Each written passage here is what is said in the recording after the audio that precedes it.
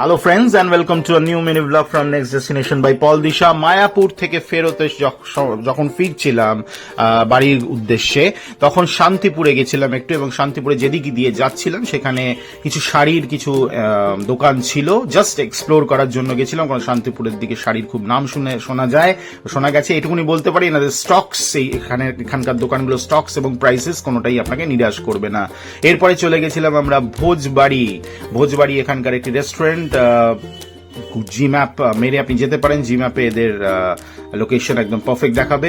Interiors খুব ভালো, এটা মাল্টি কুইজিন রেস্টুরেন্ট, বাট বাঙালিয়ানার টাচটা একটু বেশি। আমরা বাড়ি ফিরছিলাম, শরীর ক্লান্ত ছিল, মন মেজাজও ভালো ছিল না। একটি ট্রিপের পর যখন বাড়ি ফেরা হয় তখন একটু মন হালকা থাকে, তার জন্য হালকা খাবার আমরা খাচ্ছিলাম, এবং পুরোটাই ভেজ খাবার ছিল। কাঁসার থালা, ইউনিক ছিল কাঁসার থালা, কাঁসার বাটি, দেখুন ভাত, ঝুরঝুরে সুন্দর চালের ভাত, বেগুনের একটা তরকারি, এটা এঁচোড়ের তরকারি, খুব সুন্দর ছিল। প্লেন খাবার, কোনো বেশি অতিরিক্ত মশলাদার নয়। এটা ছিল পনিরের একটা তরকারি, বাট আলুর পরিমাণটা একটু বেশি ছিল, বেশি লেগেছে আমার। বেগুনের তরকারিটা, এটা টমেটো, বিনস, একটা ইউনিক ভাবে একটা তৈরি করা একটা তরকারি ছিল বেগুনের। ভর্তা কিন্তু ছিল না, সোনা মুগের ডাল, হালকা ডাল, একটি দই দিয়েছিল, চাটনি, এবং অবশ্যই পাঁপড় ভাজা এবং ঝুরি আলু ভাজা, সঙ্গে গন্ধরাজ লেবু।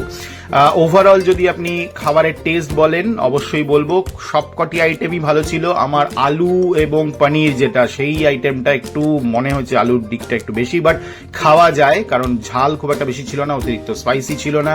বাচ্চা খেয়েছিল, আমি খেয়েছিলাম, দিশা খেয়েছিল, আমাদের প্রত্যেকেরই ভালো লেগেছিল।